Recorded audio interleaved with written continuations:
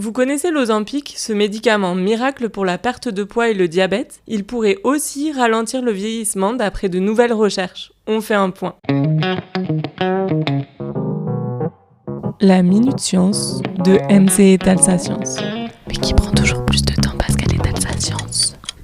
Cœur, cerveau, muscles, reins, côlon, ovaires, testicules, la liste est impressionnante. Et le point commun entre tous ces organes, c'est que les scientifiques y ont observé un rajeunissement suite à la prise d'Ozempic.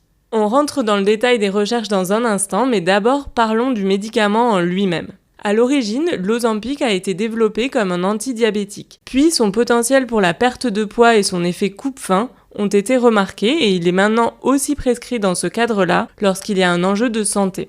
Ozempic, c'est un nom commercial. Il y a plusieurs autres marques, mais le terme général pour cette classe de médicaments, c'est les sémaglutides, où vous avez peut-être déjà entendu le cycle GLP-1.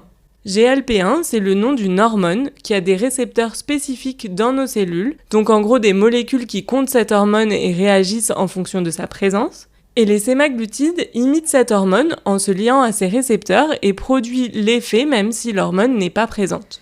Bref, ça c'est pour un aperçu rapide. Si on en revient au vieillissement, les premières recherches dont je veux vous parler ont été réalisées sur des souris.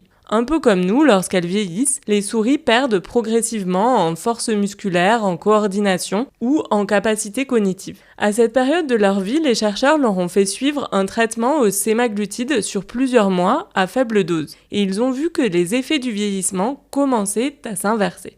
Notamment, ils leur ont fait passer des tests physiques et cognitifs, mais ils ont aussi regardé au niveau moléculaire sur plusieurs organes. L'expression génétique, en gros ce que font les cellules, correspondait à celle de souris plus jeunes. Mais ils ont regardé aussi les marqueurs épigénétiques. C'est un type de changement moléculaire qui s'accumule avec le temps sur notre ADN et qui dans certains cas est lié aux effets du vieillissement.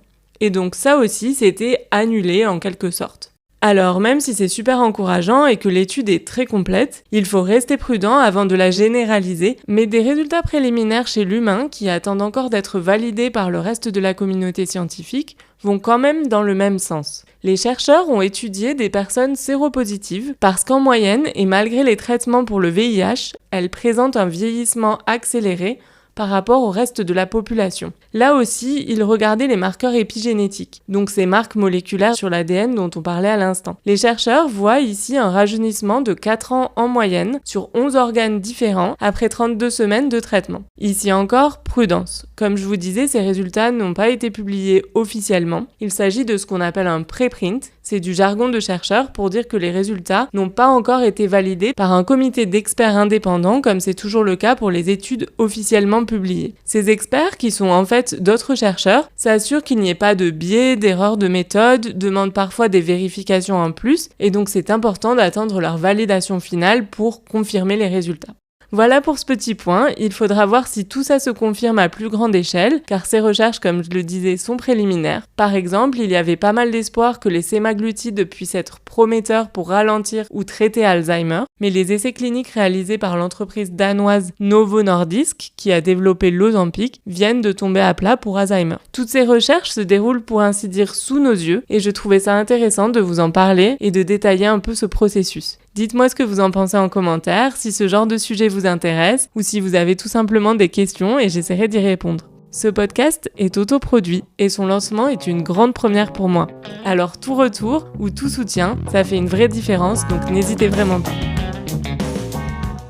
Je suis MC, Marie-Cécilia, journaliste et ancienne chercheuse. Merci d'avoir suivi mon podcast et à très vite. Tire-bouchon production.